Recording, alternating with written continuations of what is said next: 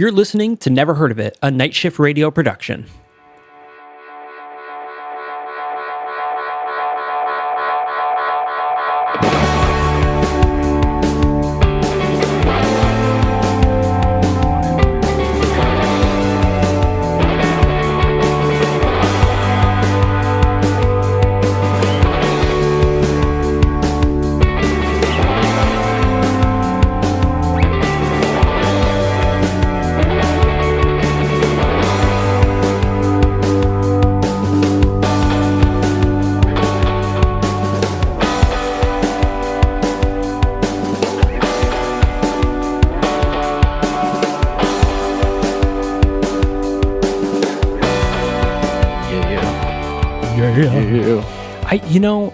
I love Papa John's, unabashedly.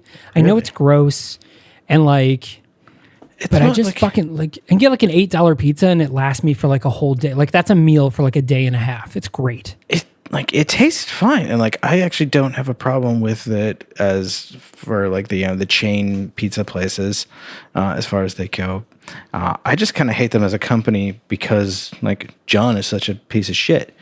And he's gone now, which is good. So they booted him out of the company. Did they really? For real? Yeah, he's good. Yeah, when that last big thing happened, where I think he's maybe he said the N-word or something like that. Oh yeah, I don't know. He did something really bad a year ago.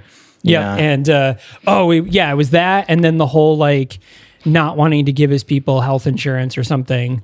But yeah, he got booted out of the company I think 2 years ago. So now he's completely out.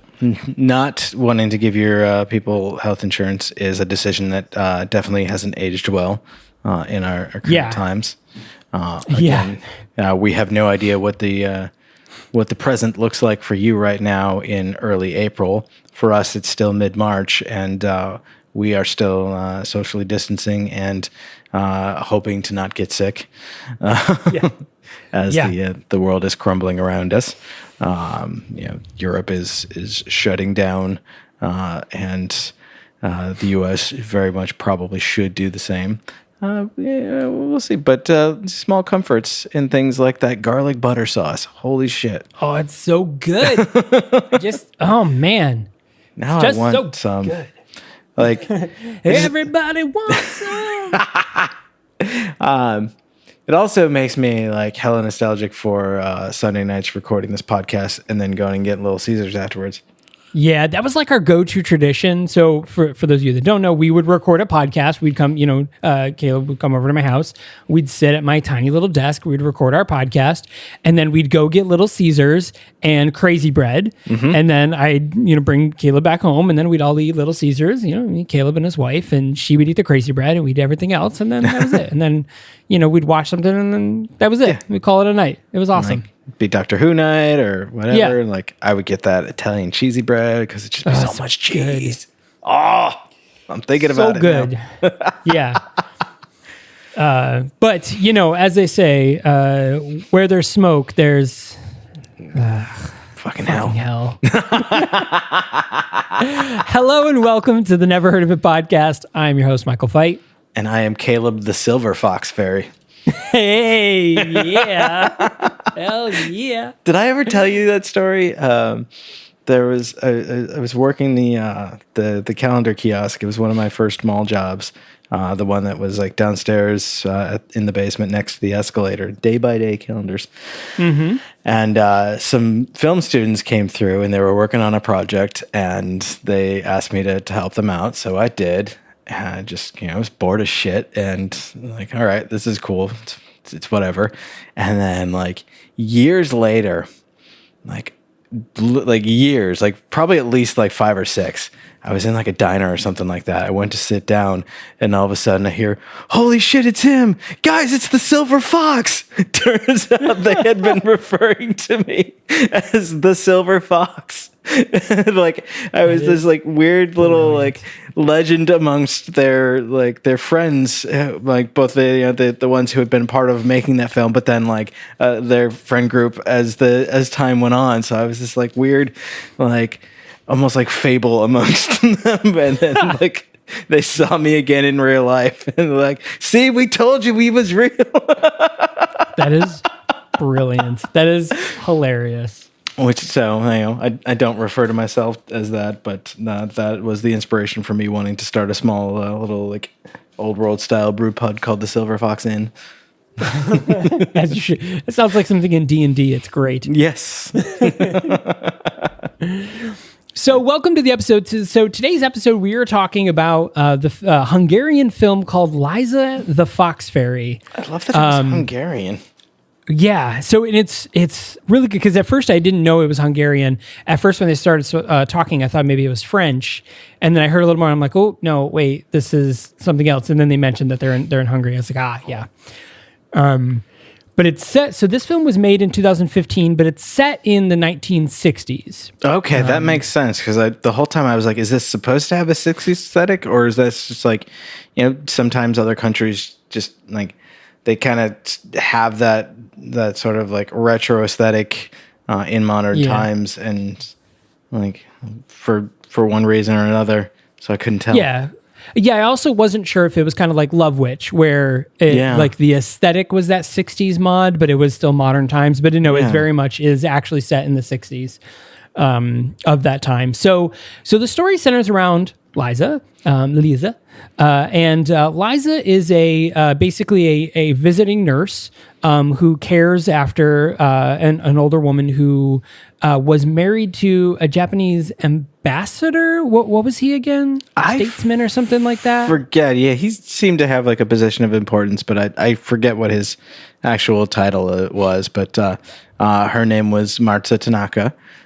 So she, as a young woman, met and married this Japanese man, and he was her great love for her whole life. And now she's bedridden, she's paralyzed, I think, from the waist down, and asthmatic, and in poor health. So she's hired Liza as her live-in full-time nurse. Yeah, and so Liza cares after her. But the unique thing about Liza is that she has never been in love before. Yeah. But she gets visions of this person who is Tommy Tanney, who was a 60s like Elvis, like early, not like I'm talking like young skinny Elvis, not like later Elvis, not like 70s disco-y Elvis, like young in a suit Elvis-y Japanese pop star. And he keeps coming to her, and she keeps imagining him, and he sings his little, like lounge act song, and she dances with him. And of course, she's the only one who can see him and hear him.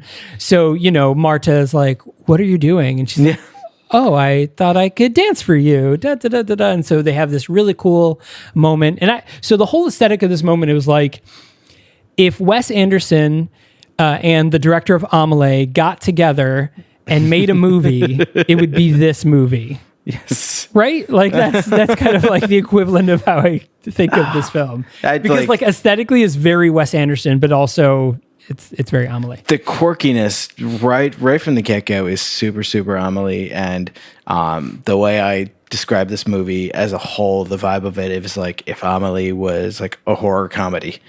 Yes. So yeah, like you've got this like young Japanese Elvis sort of character who like Liza thinks is like basically I think she thinks he's the ghost of Tommy Tanney. Yes. And then she like really questions why this ghost suddenly just appears to her alone, but she kind of goes with it. As you mentioned, they have this song that like he's always singing to her, like, Marta will play it on the radio and like he'll sing along and like they'll dance and whatnot. But like several characters in this movie have basically like their own recurring theme song, and I love it. Tommy Tanney is that kind of Elvis-y bop. Liza's is this like really kind of slow, mournful, I think maybe Japanese kind of like love song. There's a character named Henrik who has this total like bossa nova thing going on in the background whenever he's in the room. And then there's Zoltan, who is super into Finnish Western songs. So he's got this weird, like, Scandinavian cowboy song that he sings.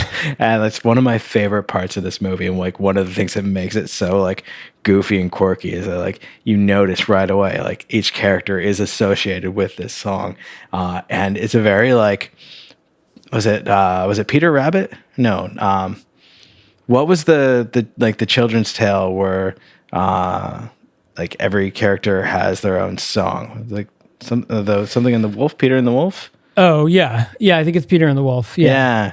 And it kind of made me think of that. Like every character has their song and that announces their presence, and it's like very neat.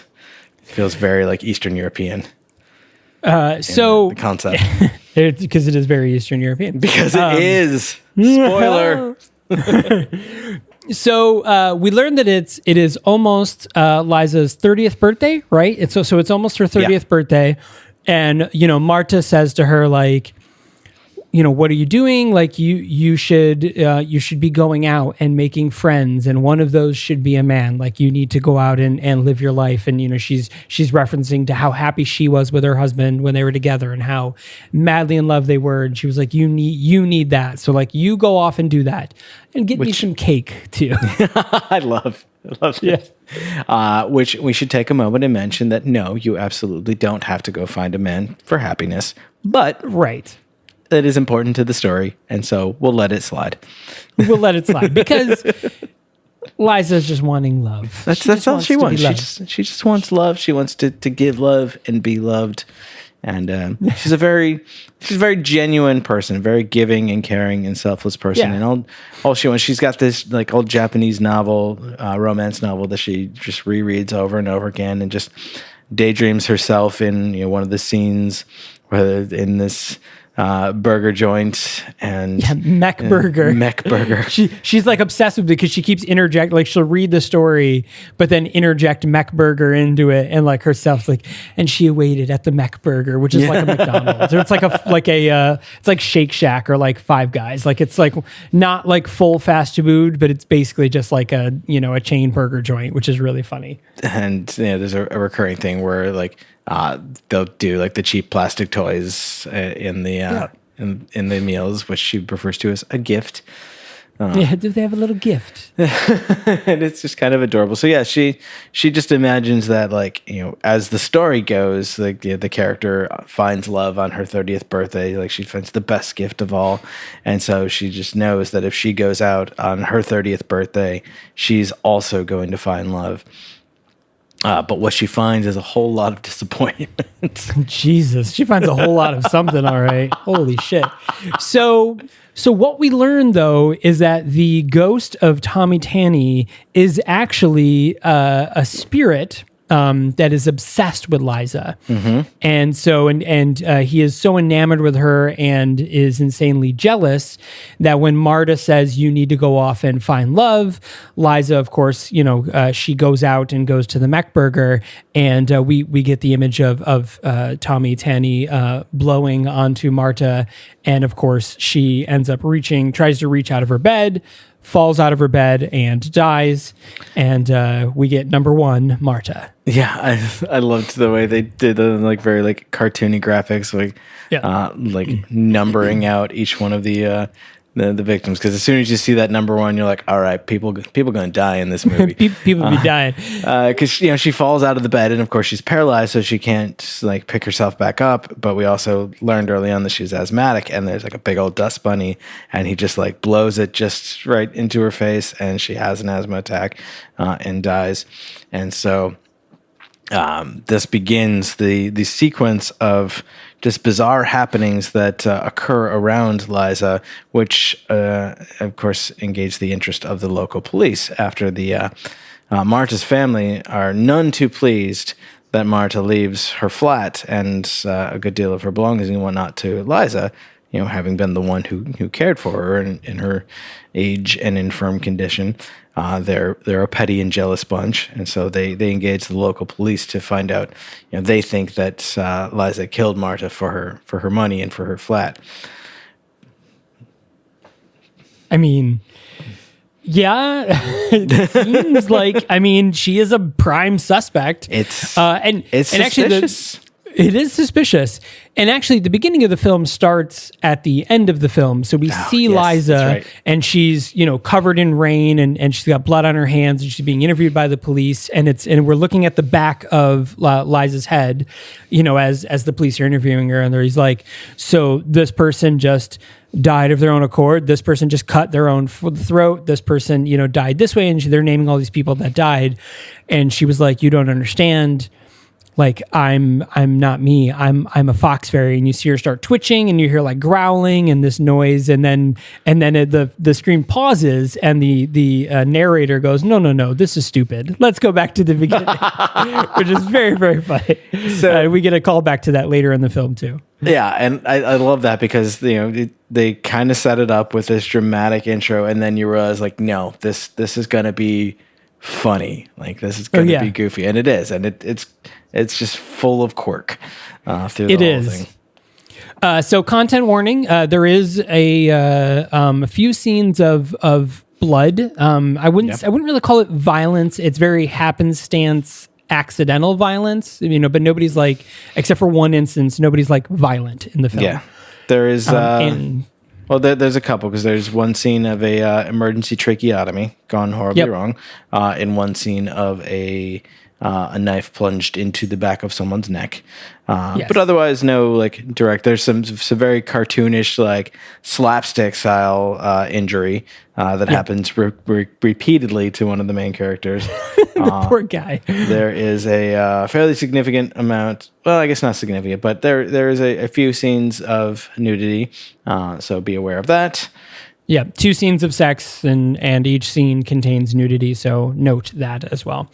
And actually, in the very beginning of the movie, we see Liza showering, and when she turns, her boobs are covered by one of the like name of the actors or something. It's covering her nipples, and it moves along with her as she's like dancing in the shower, and it moves along with her, so you can't see anything. It was very cute, super funny, loved it.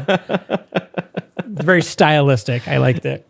And it was throwing me off because like the movie is in Hungarian and Japanese, but it is subtitled in English. At least the version that I watched was same. Yep. Okay.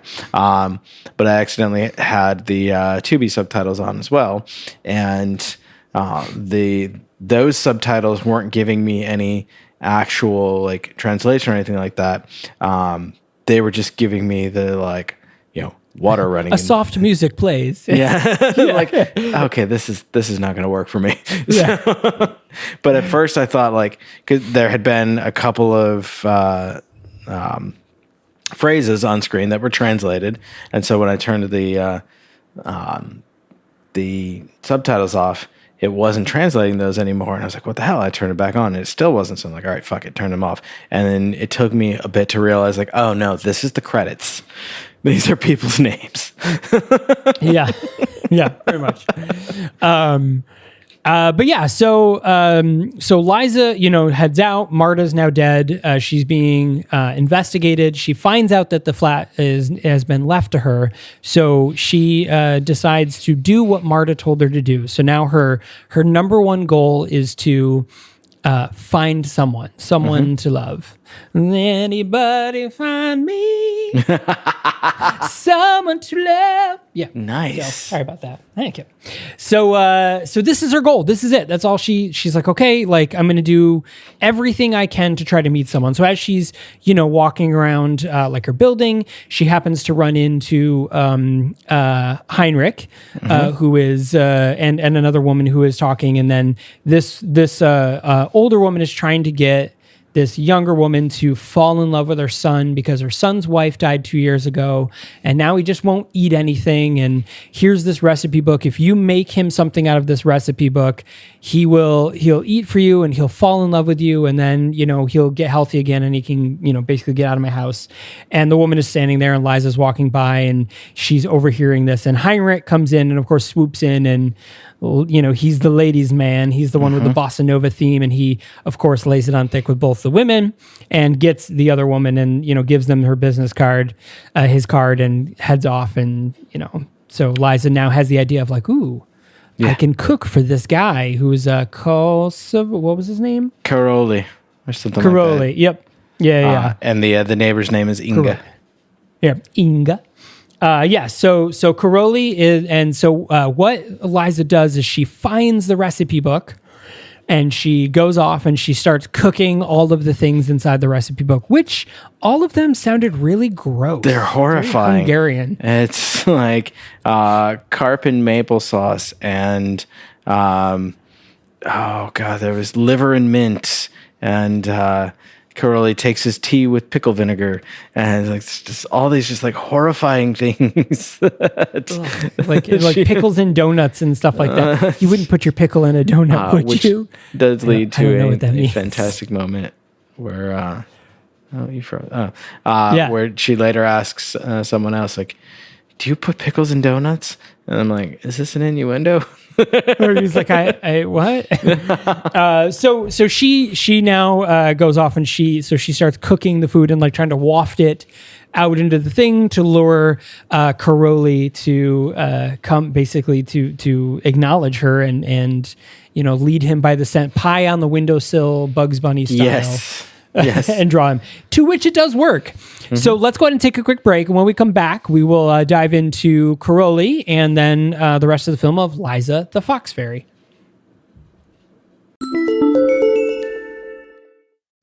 Hey, so I don't know if you noticed, but it looks like we've got another Anchor ad. Oh. So I guess I know we should talk about that. And I think we probably can't talk about Anchor without throwing out there right off the bat, like, it's free. Free? Can you believe it? It's free. Wow. And I hear that there are creation tools that allow you to record and edit your podcast right from your phone or computer. And if you're lazy like us, Anchor will distribute your podcast for you. So it can be heard on Spotify, Apple Podcasts, and I think some more too. I think many more. That's fantastic because it's so much work going to all of those platforms.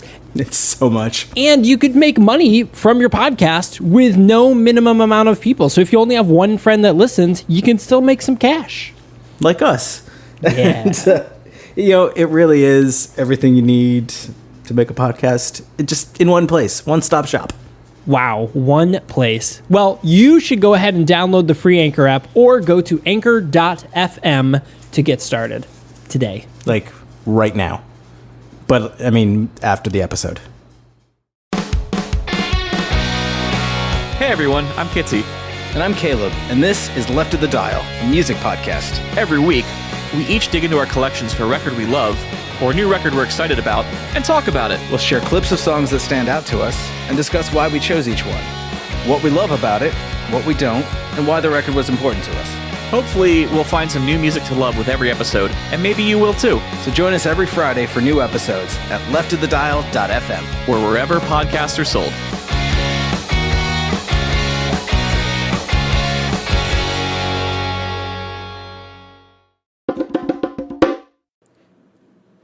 Wow, hello and welcome back. Sorry, almost? What? I was musing out loud. We paused at almost the exact same moment as we did last week. Oh, nice. I was just looking at the clock. How it lines up? That's funny. That's funny. We're timing it out well.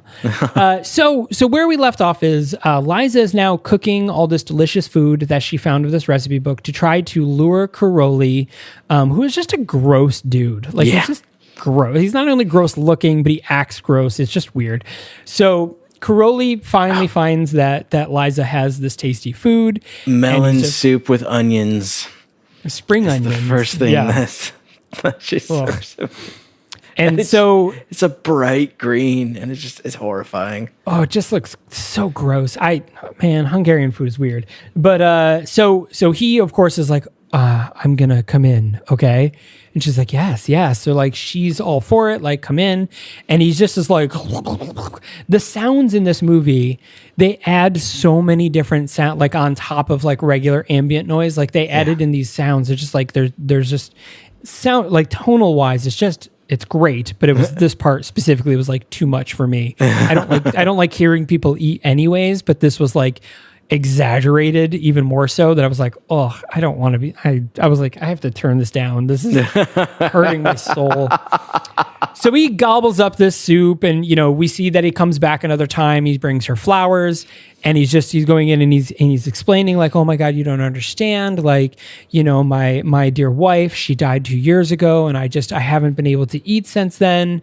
Which motherfucker would be dead. But Yeah.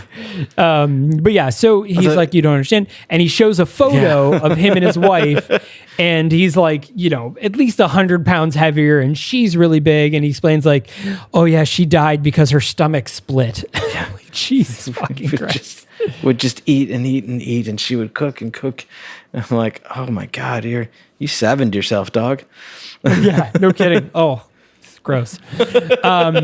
So at this point, our Tommy Tanny comes in and he's like, no. So he wafts his magic spell onto Caroli, who swallows a fish bone, falls back and is choking, and Liza, being the nurse, jumps in with her knife and stabs him in the throat, slices it open, sticks a straw in there because she's trying to give him an emergency tracheotomy, but he ends up dying anyways. And so at this point, the other thing that they pointed out in the very beginning of the movie is that when all the relatives came, they took a bunch of stuff from the house, a whole bunch of the pictures and stuff. But one of the things they took was all of the telephones. So Liza doesn't own a telephone, so she had to run down onto the street and call the police to say like, hey, this dude's dead in my house. And that becomes one of the points of contention for the investigator. Yeah. Like, why didn't you call from in your house? Like, where was your phone? We should pull her phone records and see like who she's been calling and whatnot. So we mentioned that she's inherited this flat, and there is this really goofy like would-be detective who we mentioned, Zoltan Zazios, yeah.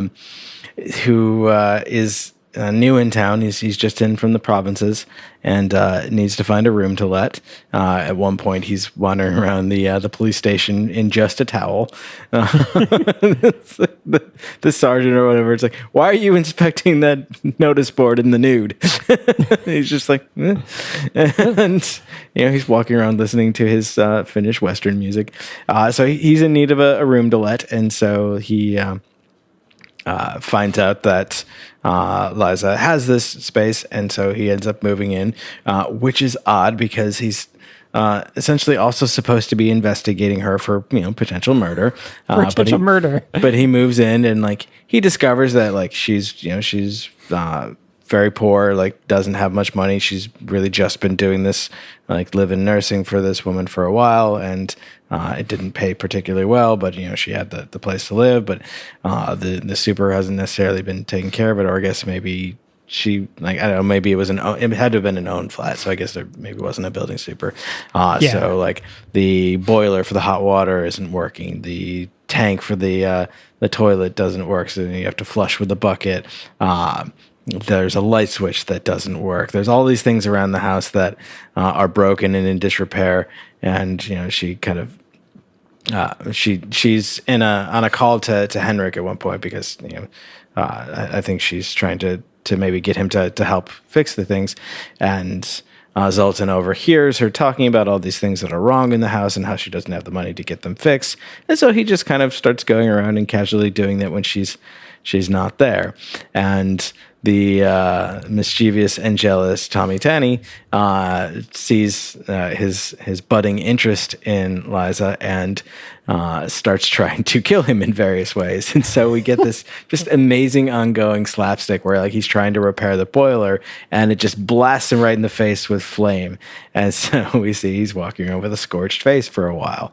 And then he's trying to repair the light switch, and it's just shocking him constantly. And he is repairing the toilet tank, and he falls and hits his head. Like there's all these things that, like, he just keeps getting injured and just keeps getting back up, and he's just progressively more and more battered as the movie goes on. He's got bandages on the back of his head, one on the side from where he falls into a cactus.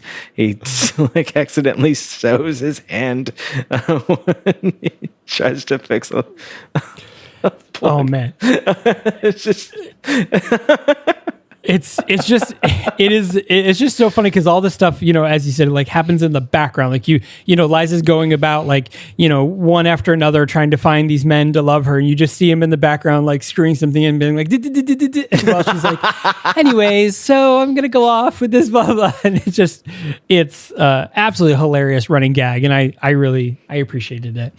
So Zoltan moves in and each time, so Karoli, it was number 2 of the suspects.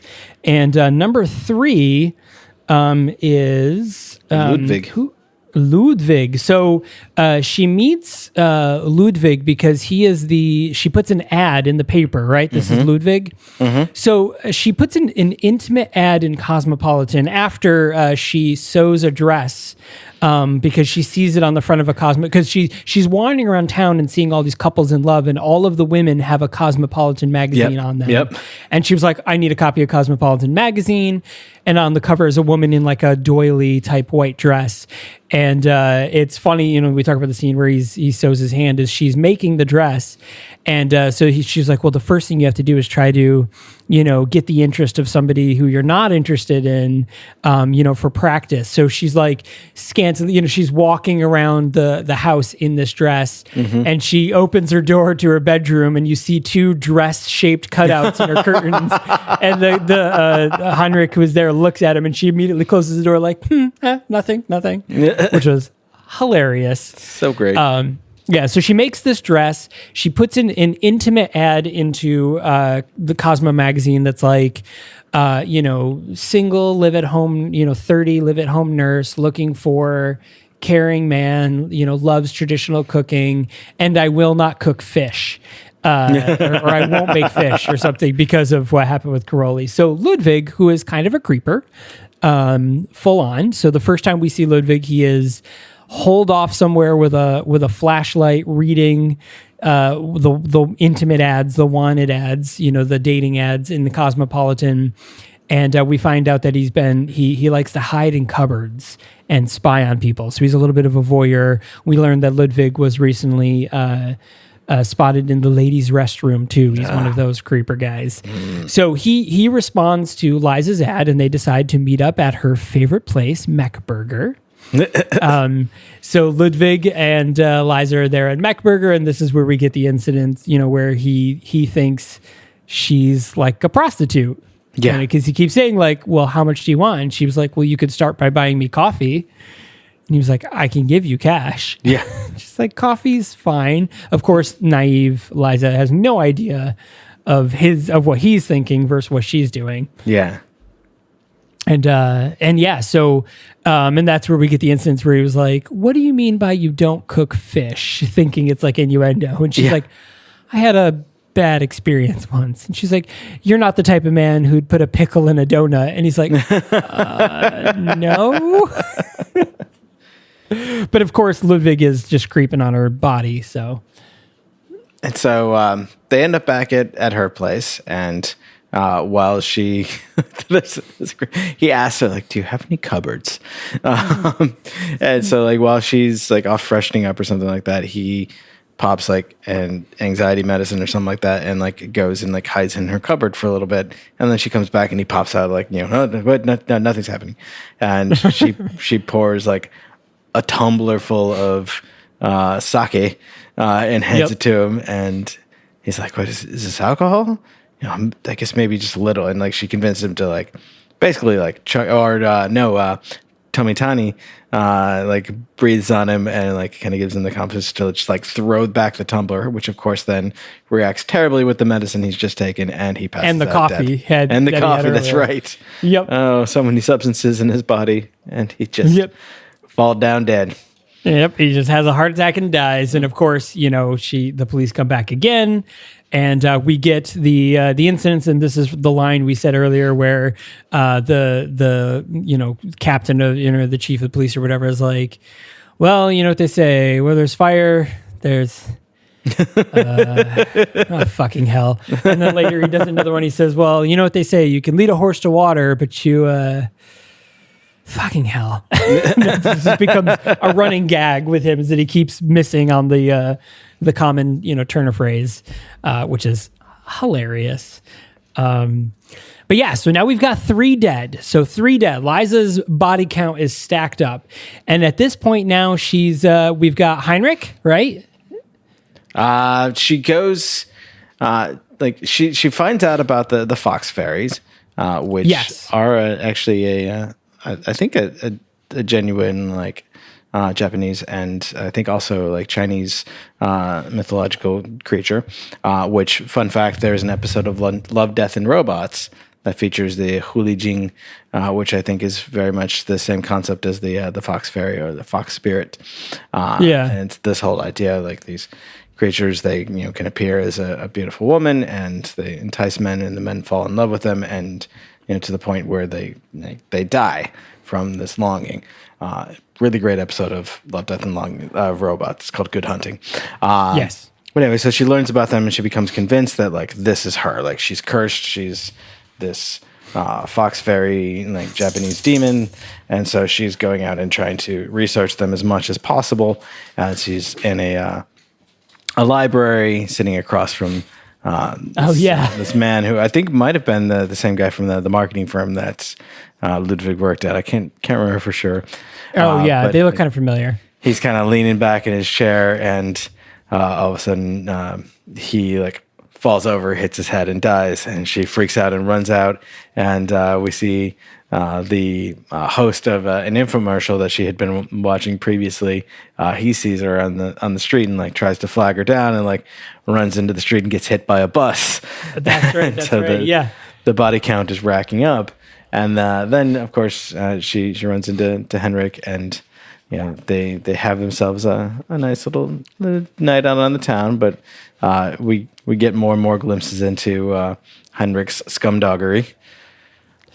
Yeah, and so we learned that Henrik is he basically, once he wakes up and Liza's asleep, and he goes and he calls a girl, and it was like, I'll be over in 20 minutes. Mm-hmm. So now one of the scenes we missed earlier is one of the very first times we hear Henrik, and this is right after Marta dies, is Tommy Tanney. We're hearing this bouncing noise, and we don't know what it is. And Tommy Tanney puts his ear to the ground, and it scrolls down, and we see that it's Henrik and the woman from before that the older woman was trying to get to sleep with Caroli.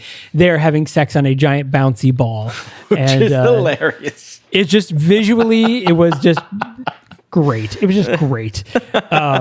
Love it so much. Watching that, I was like, that was actually the scene that Caleb and I were talking about earlier. But that was the scene I was when I was looking at this movie. I fast forwarded and I got to that exact part, and I was like, well, fuck, we have to watch this movie. I was like, I don't care what this is about. We have to watch it because this is hilarious and brilliant. So Heinrich goes. He's off and he's sleeping with this other woman, and we see it from a street view, and we see Tommy Tanney, and he blows, and it blows open the curtains, and from the curtains we see a man and a young daughter down on the street, and they look up, or he looks up, and he sees this woman, having sex with this guy, and he knows that this is this friend's wife. So he calls this friend, and he was like, "Hey, your wife's sleeping with this dude right now." And so the guy was like, what the hell? So he comes back home. He finds the guy. He finds Henrik. Henrik is heading off to Liza's apartment, to her flat. And at the same time, Zoltan is fixing the doorbell. So Henrik is blowing, ringing the doorbell. No one's answering. And from behind, we get the jealous husband, and he stabs Henrik in the back of the neck, which of course kills him. And we see a drop of blood goes to the killer's thumb. And then just as Liza opens the doorbell goes off. It electrocutes Zoltan. So you see Heinrich fall forward in, and then Zoltan fall back in off of the ladder that he was on. And she was like, and of course Liza then passes out at that moment too. As Liza is researching what she thinks is her curse, and she brings Zoltan into it and tries to explain to him what she thinks she's becoming.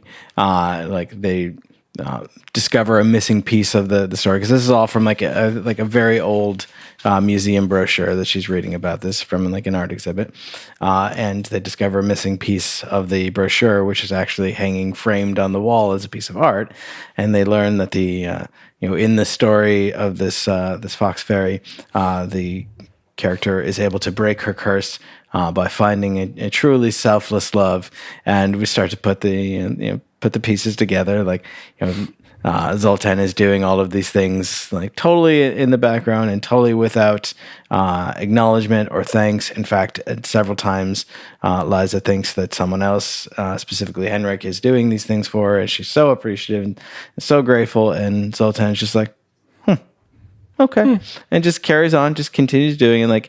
And you realize oh, he's that selfless love. It's so sweet.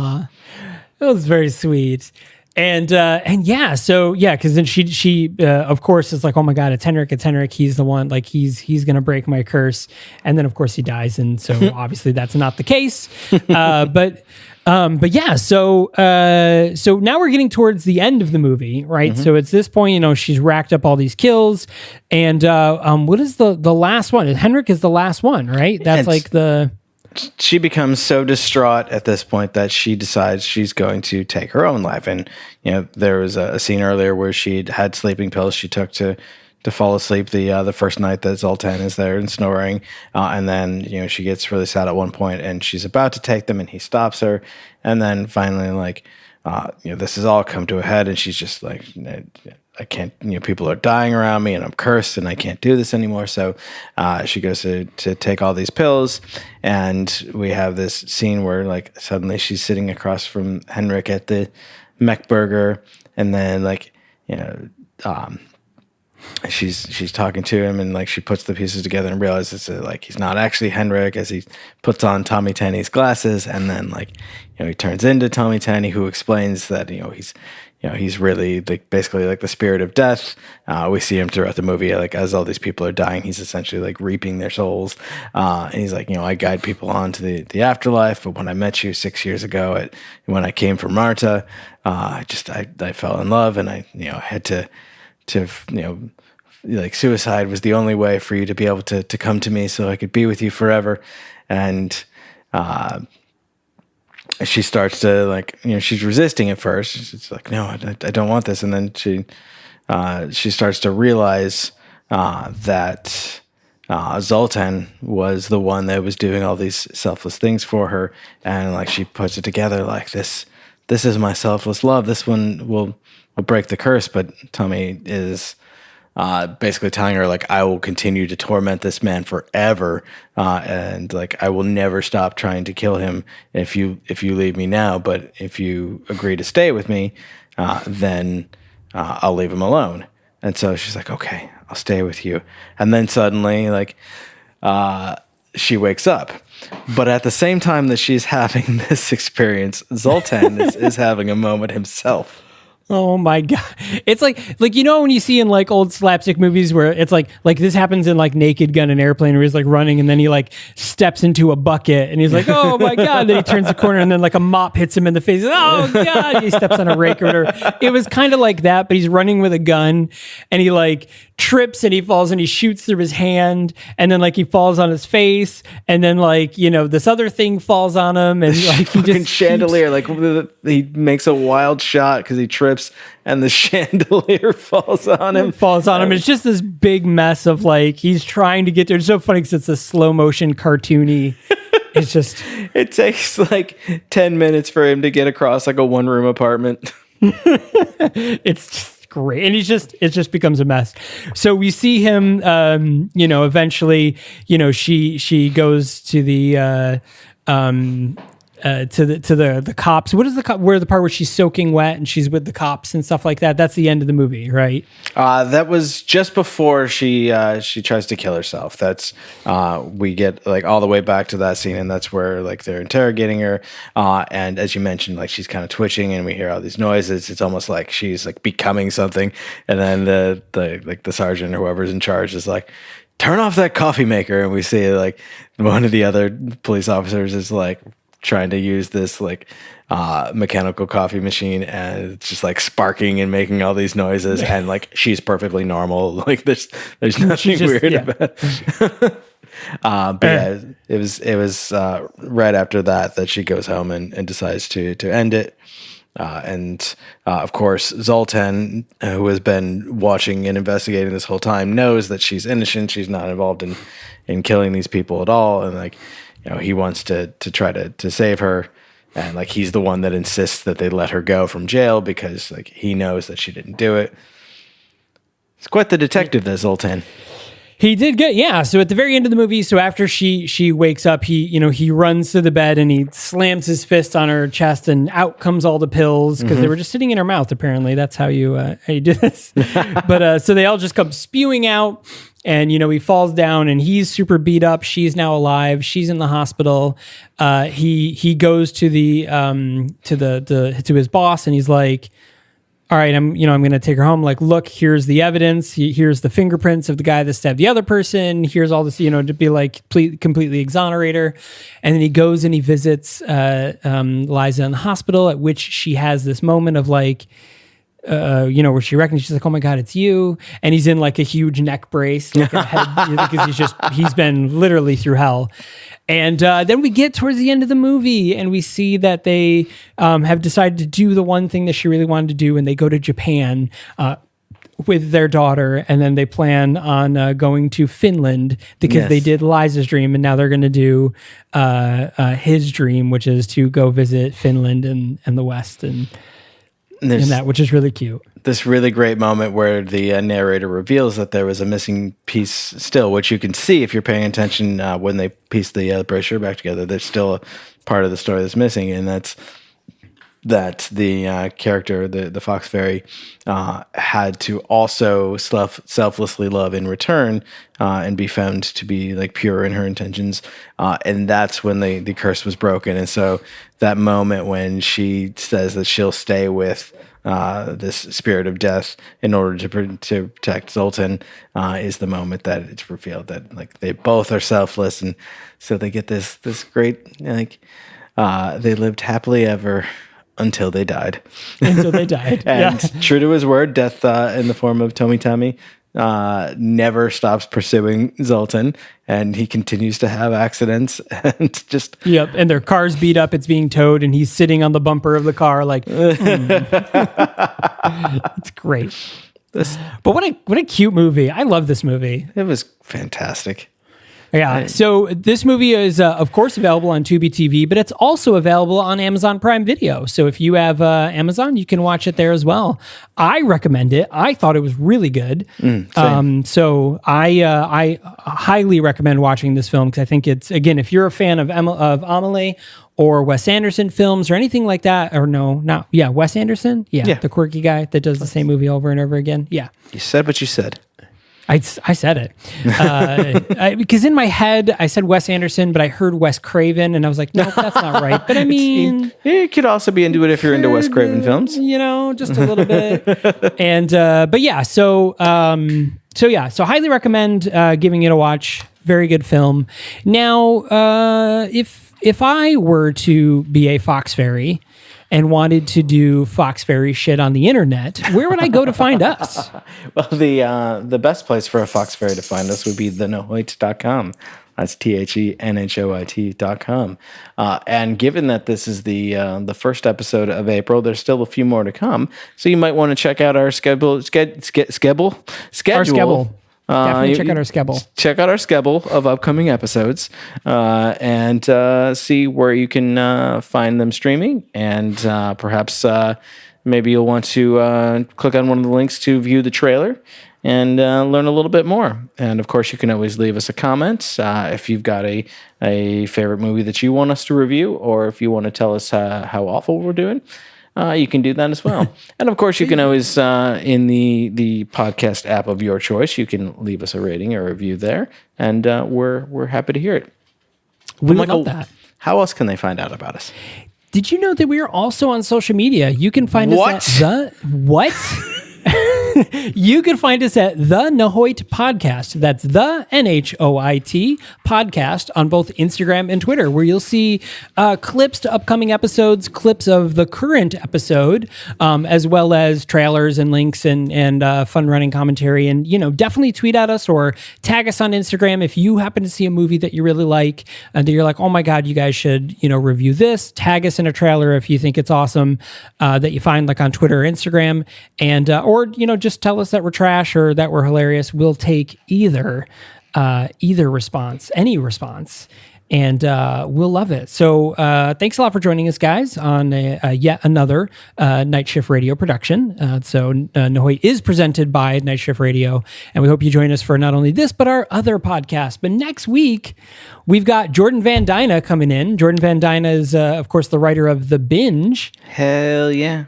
And he is also the writer of the upcoming Netflix film Cocaine Hippos. And he is the author and owner of weekendscripts.com, which is absolutely ridiculous. And he did, in fact, write one about COVID-19. That is just ridiculous, and you should read it. But yeah, so he's going to be coming on and chatting with us about another foreign film called Vidar the Vampire. So that one should be pretty interesting. I'm very excited for that one. So thanks a lot for joining us, guys. We will see you next time. So both the Japanese kitsune and the Chinese hulijing are nine-tailed foxes, which means there's a Pokemon that is a fox fairy. Who's that Pokemon? It's Ninetales. Okay, bye. Okay, bye.